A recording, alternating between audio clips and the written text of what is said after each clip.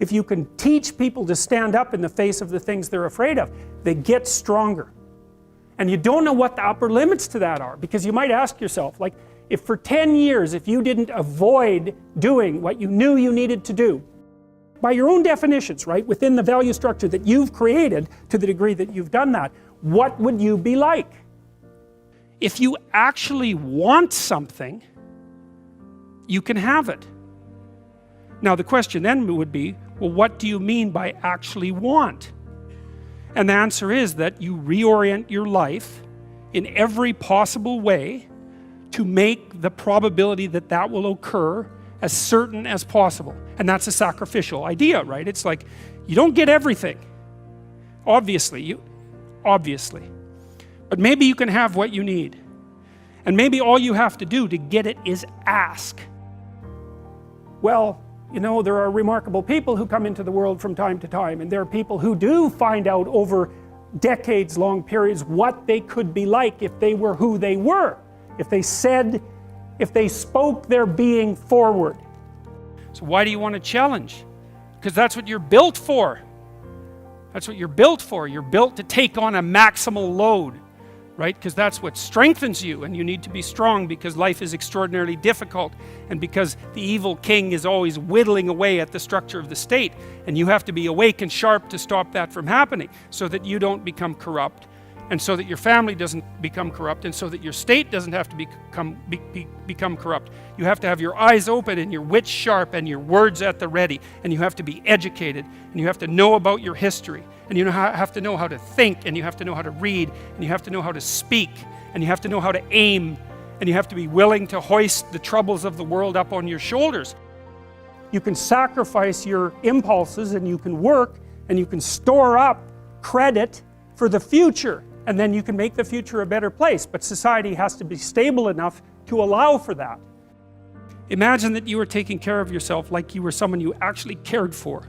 And then you thought, okay, I'm caring for this person. I would like things to go as well for them as possible. What would their life have to be like in order for that to be the case?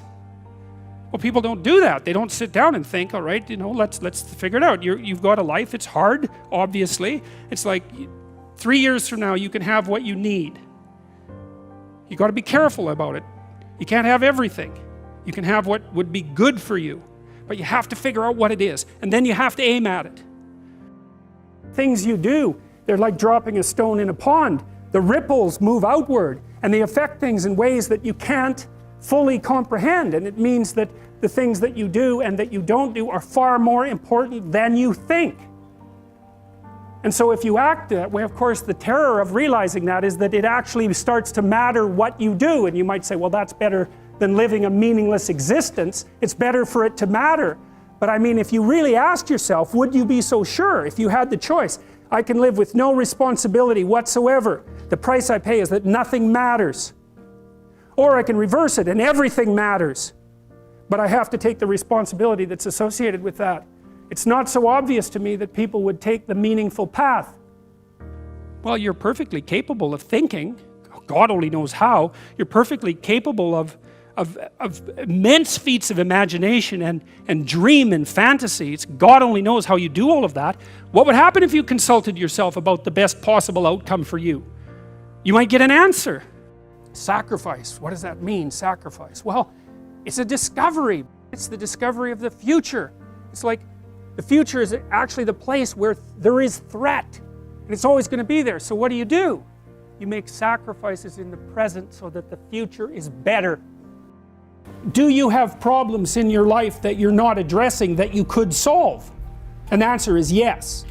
And it's an easy thing to figure out. You sit on your bed one morning and say, okay, there's some things that need to be done that I don't want to do, that I could do, that would make things better by the end of the day. What are they? And then you might have to say, okay, well, how do I entice myself into doing a few of those?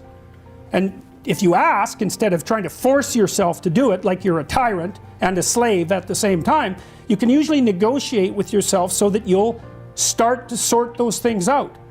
Sort them out. But one of the main reasons that people don't get what they want is because they don't actually figure out what it is. And the probability that you're going to get what would be good for you, let's say, which would even be better than what you want, right? Because You know, you might be wrong about what you want easily, but maybe you could get what would really be good for you. Well, why don't you? Well, because you don't try.